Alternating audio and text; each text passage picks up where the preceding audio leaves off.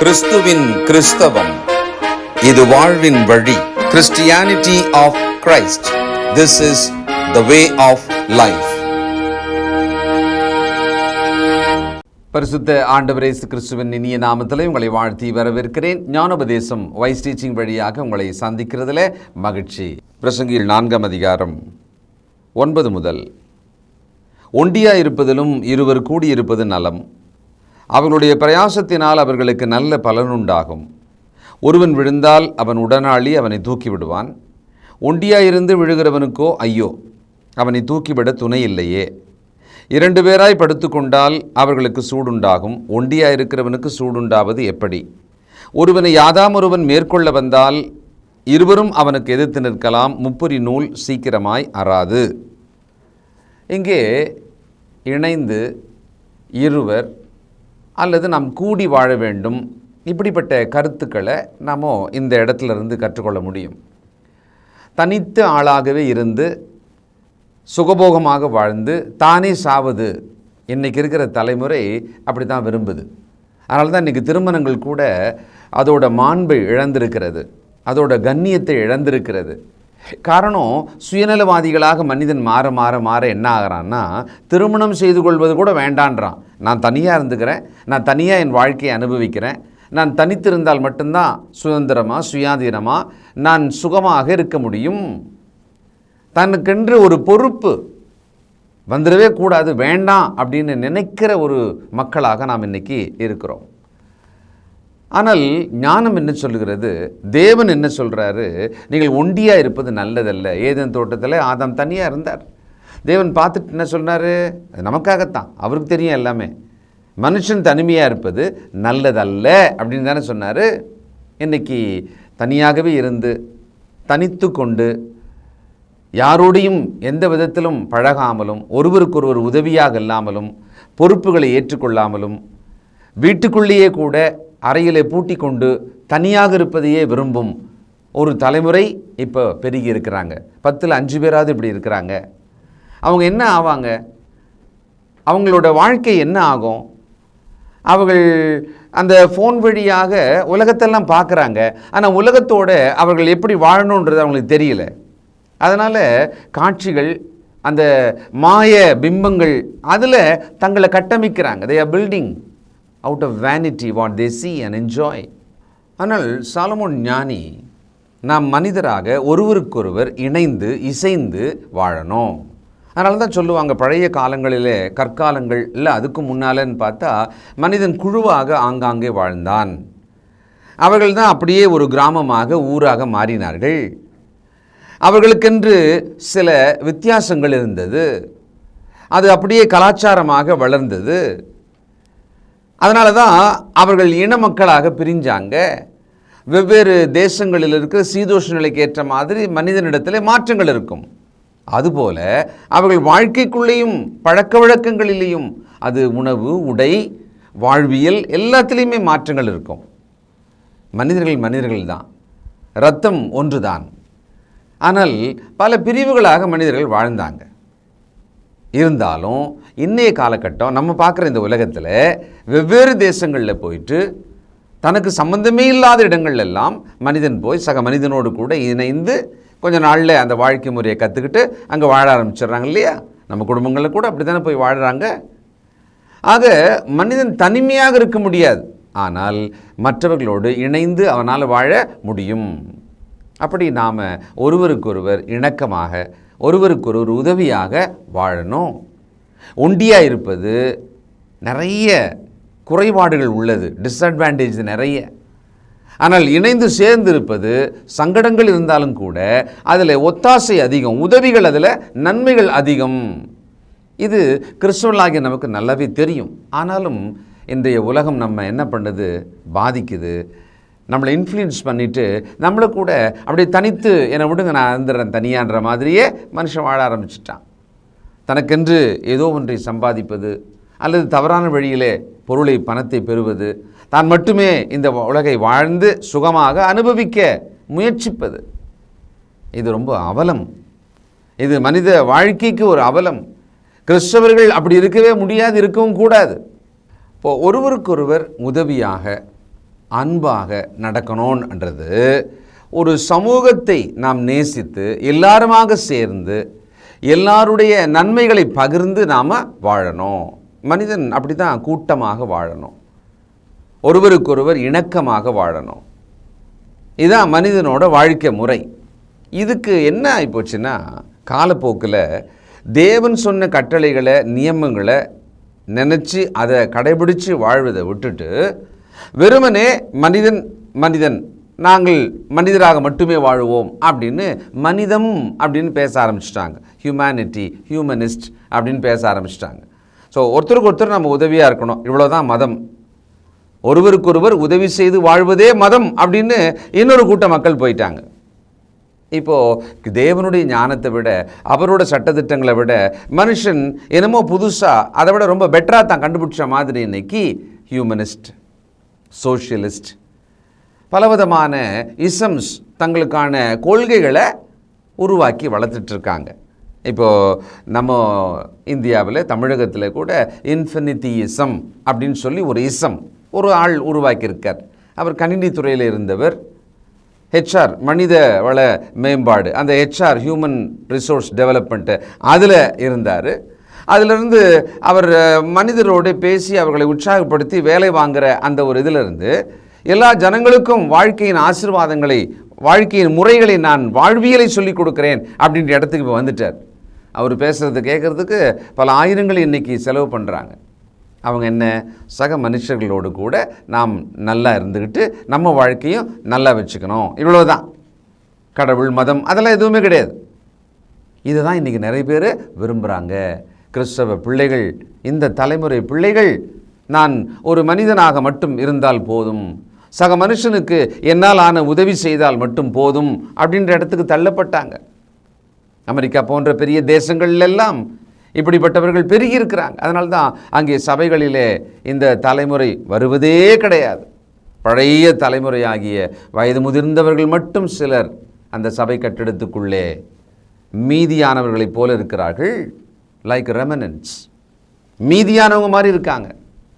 அதனால் இன்றைக்கு சபை கூடும் இடங்கள் விற்கப்படுகிறது, அதில் மக்கள் இல்லை. என்ன பண்ணுறது? இந்த நிலைமை மேலை நாடுகளிலே பெரும்பான்மையாக 20-30 வருஷங்களுக்கு முன்னாலேயே வந்துவிட்டது. இன்றைக்கி நம்முடைய நாட்டில், நம்ம ஊரில் நாம் சபையாக கூடுகிற அளவுக்கு இப்பொழுது இருக்கிறோம். ஆனால் அந்த கூடுகையில் எண்ணிக்கை குறைகிறது. இந்த தலைமுறை பிள்ளைகள் பட்டும் படாமல் வருகிறார்கள், வராமல் போகிறார்கள். இப்போ நம்ம கண்டிஷன் அப்படி இருக்குது. இது அவர்கள் அடைந்த வீழ்ச்சியோட தொடக்கம் இப்போ நமக்கு வந்திருக்கு. கிறிஸ்தவ குடும்பங்கள் கவனமாக இருக்கணும். சாலமோன் ஞானி மிக முக்கியமான விஷயங்கள் எல்லாம் வாழ்க்கையில் ஆராய்ஞ்சு பார்த்தாராம். ஞானத்தை, மதியினத்தை, வாழ்க்கையை, இப்படி எல்லாமே ஆராய்ஞ்சு பார்க்குறார். மனிதன் செய்யும் வேலையை, மனிதன் சம்பாதிக்கும் பணத்தை, தான் வைத்து கொண்டிருக்கிற ஐஸ்வர்யத்தை, இது எல்லாத்தையும் பற்றியும் ஆராய்ஞ்சு பண்ணி பார்க்குறார். ஆனால் எல்லாம் ஒரு கட்டத்தில் மாயை மாயை மாயைன்னு சொல்லி தான் முடிக்கிறார். இப்போ என்ன தான் பண்ணுறது? நாம் மனிதர்களுக்கு ஒருவருக்கொருவர் உதவியாக, நன்மையாக வாழணுமா இல்லையா? உண்மைதான். ஆண்டவர் சொன்னார், உங்களை நேசிப்பது போல உங்கள் அயலாரை நேசியுங்கள். இந்த ஒரு பிரமாணத்துக்குள்ளே ஒட்டுமொத்த கிறிஸ்தவ வாழ்க்கையும் உள்ளே கொண்டு வந்து அடைக்கலாம். இப்போது மனிதர்கள் மட்டும் போதும், ஒருத்தருக்கு ஒருத்தர் ஒத்தாசையாக நம்ம இருக்கலாம் அப்படின்றவங்க என்ன பண்ணிட்டாங்கன்னா, தேவனை தூரமாக தள்ளி வச்சுட்டாங்க. தேவனே இல்லை அப்படின்ற இடத்துக்கு போயிட்டாங்க. எல்லாம் மனுஷன் உருவாக்குனது, கடவுள்லாம் ஒன்றுமே கிடையாது. இவன் ஒரு நன்மை செய்வதைப் போல பிம்பத்தை காண்பிக்கிறான், ஆனால் தன்னை படைத்த கடவுளை நிராகரிக்கிறான். இது எப்படி? இது அநியாயம் தானே? ரோமர் 1:18 ஆவியானவர் சொல்லியிருக்கிறார், சத்தியத்தை அநியாயத்தினாலே அடக்கி வைக்கிற மனுஷருடைய எல்லாவித அவபக்திக்கும் அநியாயத்துக்கும் விரோதமாய் தேவகோபம் வானத்திலே வெளிப்பட்டிருக்கிறது. தேவகோபம் வானத்திலிருந்து வெளிப்படுத்தப்பட்டிருக்கிறது. அப்படியானால் சத்தியத்தை, இதான் சத்தியம், தேவன், மனிதன், வாழ்க்கை, தொழுகை, நியாயத்தீர்ப்பு, பரலோகம், இப்படியெல்லாம் இருக்கிறத எல்லாம் ஒன்றுமே கிடையாது, இதெல்லாம் சும்மா மனிதராக கண்டுபிடிச்சது அப்படின்னு சொல்லிட்டு தேவனை இல்லை அப்படின்னு சொல்லிட்டு தள்ளி விட்டுறான். இந்த உலக வாழ்க்கை, பூமியின் கீழே இந்த வாழ்க்கையெல்லாம் மாயைன்னு சொன்னால், இவன் இதான் நிஜம், மனிதரோடு மனிதர் வாழ்வது தான் நிஜம், கடவுள் மாயை அப்படின்னு சொல்லிட்டான். எவ்வளோ தலைகீழ் அவனுடைய சிந்தை போயிடுச்சு பார்த்தீங்களா? கேடான சிந்தையாக போச்சு இல்லையா? அப்படி தான் மனுஷன் போயிடுவான். ஏன்? அவன் தேவனை அறிந்தும் கூட, அவனுக்கு உணர்வு இருந்தும் கூட, தேவனே அதை அவனுக்குள்ளிருந்து ஒரு உணர்வாகவே வைத்திருந்தும் கூட, அவன் அதை பார்க்க, அதை உணர, அதன்படி நடக்க விரும்பலை. அது அவனுக்கு ரொம்ப கஷ்டமாக இருக்குது. 19, தேவனை குறித்து அறியப்படுவது அவர்களுக்குள்ளே வெளிப்பட்டிருக்கிறது, தேவனே அதை அவர்களுக்கு வெளிப்படுத்தி இருக்கிறார். 20, எப்படி என்றால், காணப்படாதவைகளாகிய அவருடைய நித்திய வல்லமை, தேவத்துவம் என்பவைகள் உண்டாக்கப்பட்டிருக்கிறவைகளினாலே உலகம் உண்டானது முதற்கொண்டு தெளிவாய் காணப்படும். ஆதலால் அவர்கள் போக்குச் சொல்ல இடமில்லை. கடவுள் இல்லை என்று சொல்கிறவன் மதியினன். அவன்தான் மதியினன். கடவுள் இவைகளை உண்டாக்கினார், இவைகள் கடவுளோட வல்லமையை காட்டுகிறது அப்படின்னு உணர்கிற, புரிந்து கொள்ளுகிற இயல்பை மனுஷனுக்கு கடவுள் கொடுத்துருக்கிறார். அவனுக்குள்ளவே இருக்கான். ஆனால் அவன் அதை மறுத்துட்டு, வலுக்கட்டாயமாக அதை மறுத்து தள்ளிட்டு, அவன் இந்த உலகத்தில் இருக்கிற கண்ணால் பார்க்கிறதை மட்டும் நம்பி வாழ தன்னை ஒப்பு கொடுக்கிறான். அதனால தான் மனிதம் அதுவே மதம், அதான் கடவுள், அதான் ரிலீஜியன் சொல்லிட்டு வாடுறாங்கல்ல. அவங்க தேவனை, சிருஷ்டிகரை நிராகரிக்கிறாங்க. இது என்ன ஆகுமா?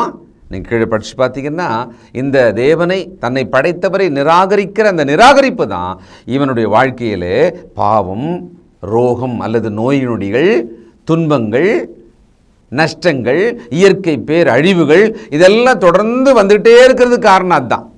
25ஆம் வசனம், ரோமர் 1, தேவனுடைய சத்தியத்தை அவர்கள் பொய்யாக மாற்றி சிருஷ்டிகரை தொழுது சேவியாமல் சிருஷ்டியை தொழுது சேவித்தார்கள்.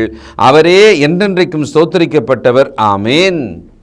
சிருஷ்டிகரை விட்டுட்டு சிருஷ்டியை, படைக்கப்பட்ட பறவை, மிருகம், ஊரும் பிராணிகள், அப்புறமா மனிதனை காலில் விழுந்து கும்பிடுறாங்க. நிர்வாணியாய் நடக்கும் சிலரை கடவுளின் அவதாரம் என்று சொல்லி அவர்கள் காலில் விழுந்து வணங்குறாங்க. வடநாட்டில் நடக்குது. சுகபோகமாக வாழ்ந்து செழித்திருக்கும் ஒருவனை தன் குருவென்றும் கடவுளின் அவதாரம் என்றும் அவன் கால்களை கழுவி அந்த தண்ணீரை குடிக்கிறார்கள். நம்மெல்லாம் அதிலிருந்து வந்தவங்க தான். நம் மூதாதையர், நம்முடைய பாட்டனார் எல்லாம் அப்படி இருந்து வந்தவங்க தான். இப்பொழுது சத்தியத்தினாலே நாம் மன தெளிவடைந்து நம்மை சிருஷ்டித்த தேவனை அறிந்து வாழுகிறோம். நாம் ஒண்டியாக இருப்பது நல்லதல்ல. சக மனுஷனோடு கூட ஒருவருக்கொரு ஒத்தாசையாக வாழணும். இதுக்கு மனிதனுக்கு உதவி செய்வது மட்டுமே மதம் அப்படின்னு சொல்லிட்டு தேவனை நிராகரிக்கிறது மதியினம். அதை நாம் செய்யக்கூடாதே. இந்த தலைமுறை எப்படி இருக்குது? எது நோக்கமாக இருக்குது? எதை தவற விடுறாங்க? ஏன் இப்படி இருக்காங்க? அழகாக பிலிப்பியருக்கு எழுதும் பொழுது அப்போஸ்தலனாகிய பவுல் குறிப்பிடுகிறார். 3ஆம் அதிகாரம் 18 முதல், ஏனெனில் அநேகர் வேறு விதமாய் நடக்கிறார்கள், அவர்கள் கிறிஸ்துவின் சிலுவைக்கு பகைஞர் என்று உங்களுக்கு அநேகந்தரம் சொன்னேன், இப்பொழுதும் கண்ணீரோடும் சொல்லுகிறேன். அவருடைய முடிவு அழிவு, அவர்களுடைய தேவன் வயிறு, அவர்களுடைய மகிமை அவர்களுடைய இலச்சையே. அவர்கள் பூமிக்கு அடுத்தவைகளை சிந்திக்கிறார்கள். நம்முடைய குடியிருப்போ பரலோகத்தில் இருக்கிறது, அங்கிருந்து கர்த்தராகிய இயேசு கிறிஸ்து எனும் இரட்சகர் வர எதிர்பார்த்து கொண்டிருக்கிறோம். அவர் எல்லாவற்றையும் தமக்கு கீழ்ப்பிடித்துக் கொள்ளத்தக்க தம்முடைய வல்லமையான செயலின்படியே நம்முடைய அற்பமான சரீரத்தை தம்முடைய மகிமையான சரீரத்துக்கு ஒப்பாக மறுரூபப்படுத்துவார். இந்த பூமியிலே வாழ்ந்து முடித்து மண்ணோடு மண்ணாவது மட்டும்தான் வாழ்க்கைன்னு நினைக்கிறவங்க கடவுளை நிராகரிச்சுட்டு மனிதனை போற்றி அந்த மனிதனை மாத்திரமே உதவியாக இருக்கலாம், ஒண்டியாக இருக்கிறத விட ஒருத்தருக்கு ஒருத்தர் ஒத்தாசையாக நம்ம வாழ்ந்துக்கலாம், அப்போ தான் எனக்கும் பிரயோஜனம் அவனுக்கும் பிரயோஜனம் அப்படின்னு ஒரு மதத்தை உருவாக்கி வச்சுருக்காங்க. அது நல்லா பார்த்தோம்னா இவர்களுடைய லாபம், இவர்களுடைய வயிறு தாங்க கடவுள். இவர்களுடைய அவமானம், வெட்கங்கள் தான் இவர்களுடைய மதமாக இருக்கிறது, அதான் அவங்களுடைய வழியாக இருக்கிறது. அப்படி தான் சொல்கிறார். அவர்களுடைய மகிமை, their glory is their shame. வெட்கத்தையே தன் மகிமையாக நினைக்கிறானாம். இன்றைக்கு தேவனை தள்ளிவிட்டு இது தேவன், இது கடவுள் என்று மனுஷன் எதையெல்லாம் சொல்லி கொண்டிருக்கிறான் பாருங்க. ரொம்ப அவலட்சணமானதையெல்லாம் கடவுள் என்று சொல்லும் ஒரு நிலைமைக்கு மனிதன் தள்ளப்பட்டு விட்டான். அதனால் இன்றைக்கு பைபிளை விட்டுட்டு கூகுள் வழியாக பல கேள்வியை கேட்டு உலகம் இதெல்லாம் சரின்னு சொல்லுது அப்படின்னு சொல்லி மனித வார்த்தைகளாலே மனிதனோட சித்தாந்தங்களை கொண்டு தத்துவங்களை கொண்டு மனுஷன் தெளிவாக இதான் வழி அப்படின்னு சொல்லும்போது அதையெல்லாம் கேட்டு போவதற்கு தான் இன்றைக்கு மனம் போகிறது. அநேக விஷயங்களை கேட்டு ஆவிக்குரிய வழியை விட்டு கிறிஸ்தவர்கள் கூட இன்றைக்கி விலகி கொண்டிருக்கிறாங்க. சபை அதெல்லாம் பேசாதீங்க, சர்ச்செல்லாம் பேசவே பேசாதீங்க. ஞாயிற்றுக்கிழமை தொழுகை அதெல்லாம் சும்மா ஒரு எலிமெண்ட்ரி டீச்சிங் மாதிரி, அது குழந்தைங்களுக்கு வேணாம். நம்முடைய மனம்தான், அதுக்குள்ளே கடவுள் இருக்கிறார், அவ்வளோதான். ஒரு லைஃப் நல்ல லைஃப் வாழுங்க, சக மனுஷனுக்கு உதவியாக இருங்க. அதை விட என்ன பெரிய ரிலீஜியன்? நல்லா இருக்குல்ல கேட்குறதுக்கு? இது அநியாயம், தேவனுக்கு விரோதமானது. தேவன் இதை கண்டிப்பாக கவனிக்கிறார், இதை விசாரிப்பார். நாம் தேவ வார்த்தையை கேட்டு அதற்கு நம்மை கீழ்ப்படுத்தி தேவனுடைய சட்டத்திட்டங்களின்படி தான் நம்ம வாழணும். யோசிங்க, சிந்திப்போம், ஜெபம் பண்ணுவோம்.